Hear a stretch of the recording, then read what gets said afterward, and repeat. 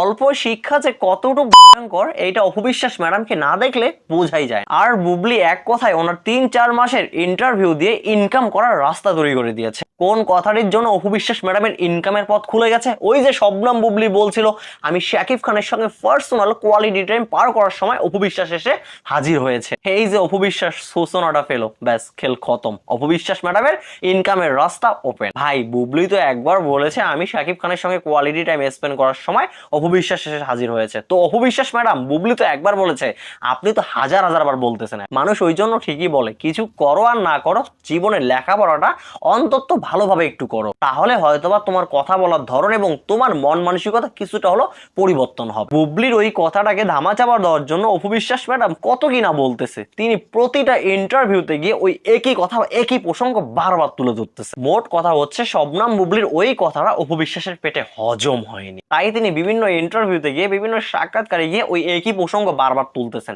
এবং ওই কথাটাকে মিথ্যা প্রমাণ করার জন্য তিনি কতই না মন গড়া কথা বলতেছে, কত কিছুই না হয়ে গেল সেই কথাটা নিয়ে।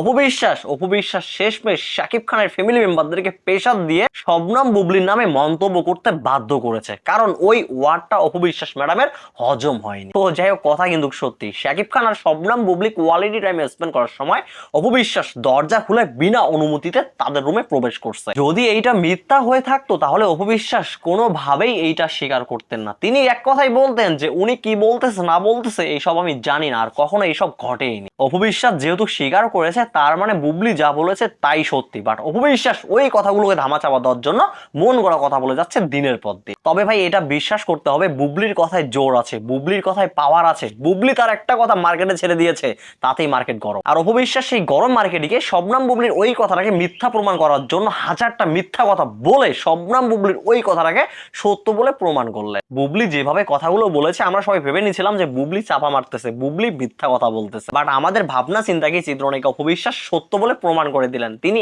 এমন ভাবেই কথাগুলো বলেছেন, তাতেই প্রমাণ হয়ে গেল শবনম বুবলি সত্য বলেছে নাকি মিথ্যা বলেছে। আর আমার মনে হয় কি জানেন, অপবিশ্বাস ম্যাডাম কোয়ালিটি টাইম এই ওয়ার্ডটার মানেই জানে না। তিনি যদি এই কোয়ালিটি টাইম এই ওয়ার্ডটার মানে জানতেন তাহলে এত কিছু করতেন না এই ওয়ার্ডটা নিয়ে। ভাই কোয়ালিটি টাইম মানেই যে রং রস করা, অন্য কিছু করা, এইটা কিন্তু না। শুধুমাত্র কি ওইসব করাকে কোয়ালিটি টাইম বোঝায় আর অন্য কিছুকে বোঝায় না। তো অপবিশ্বাস ম্যাডাম কোয়ালিটি টাইম এই শব্দটার মানে কি আগে একটু ভালো করে ঘাটাঘাটি করে দেখেন। পরিবার নিয়ে একান্ত ভালো একটা সময় কাটানোকেও কিন্তু কোয়ালিটি টাইম বলে, এইটা আপনি জানেন না হয়তোবা চিত্রনায়িকা অপবিশ্বাস ম্যাডাম। কোয়ালিটি টাইম এই ওয়ার্ডটার মানে না জেনে না বুঝে আপনি শবনম বুবলির পিছনে পড়ে গেলেন, এইটা কোনো কথা? তো যাই হোক, আমরা সবাই চাই বুবলি যেন কোয়ালিটি টাইম এই ওয়ার্ডটার মতো আরো এইরকম অনেক কয়েকটা ওয়ার্ড মার্কেটে পাবলিশ করে দেয়। এতে হবে কি, অপবিশ্বাস ম্যাডামের আরো 3-4 মাসের ইন্টারভিউ দিয়ে ইনকাম করার রাস্তা ওপেন হয়ে যাবে। তো যাই হোক ভাই ব্রাদার, যারা বোঝে না তাদেরকে বোঝানোর মতো ক্ষমতা